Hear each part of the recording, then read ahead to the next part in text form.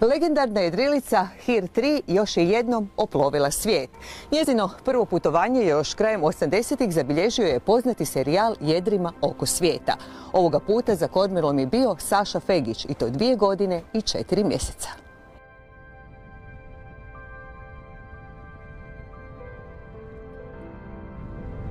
Ovako su prijatelji dočekali Hir 3 nakon što je na moru proveo 2 godine i 4 mjeseca. A na kopnu eksplozija emocija. Hir 3 Saši Fegiću bio je dom čak 28 mjeseci. Zajedno su prešli 39.000 milja, oplovili 3 oceana, prošli Rt Dobre Nade, Luvin i Cape Horn.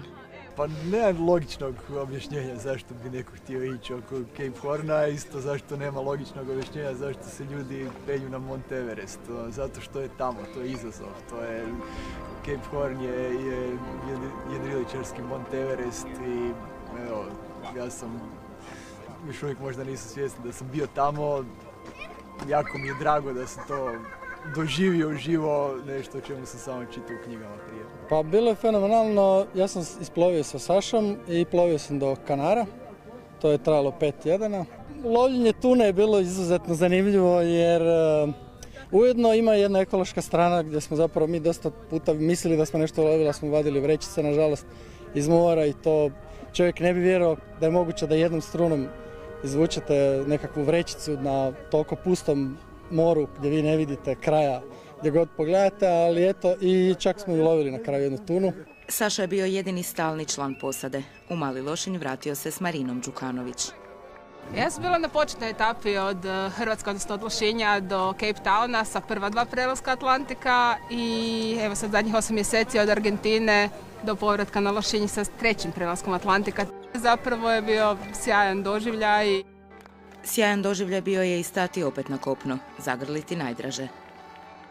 Jako sam uzbuđena, jako sam ponosna mama što je sve tako dobro završilo i što mi se sin vratio u komadu.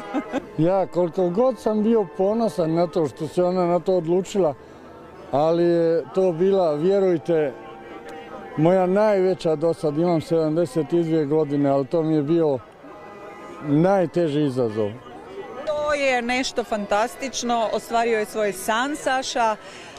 Mislim, ja sam jako uzbuđena. Ja sam i pomorac, tako da znam što znači ploviti. Ja sam prošao ta mora sa brodovima od 200 metara i 40.000 tona i to je ko pelut na brodu, kad se kaže kako se to valja. Možete misliti sa ovim brodom od 12 metara proći sva ta mora, to je nešto veličanstveno. Ne?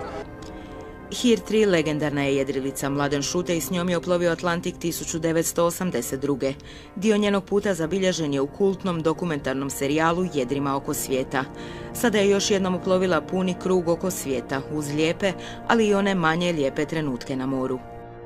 Nezgodno da i više nego što bi to željeli, ali eto, uspjeli smo nekako svaki put improvizirati neke popravke, naći neke majstore negdje, sami popraviti što smo mogli, snašli smo se. Brod je ispačen jako, baš se vidi da je izmučen, tako da evo, nadam se da ćemo ga sad uspjeti u Lošinju malo opet popraviti, obnoviti. Ostaje vezan u Malom Lošinju, otkuda se i otisnuo na put prije više od 2 godine. Sad se svi tu povijest Hira moći vidjeti u Lošinju i nadamo se da će biti inspiracija nekim novim generacijama. Nekim novim avanturistima za ponovni krug oko svijeta.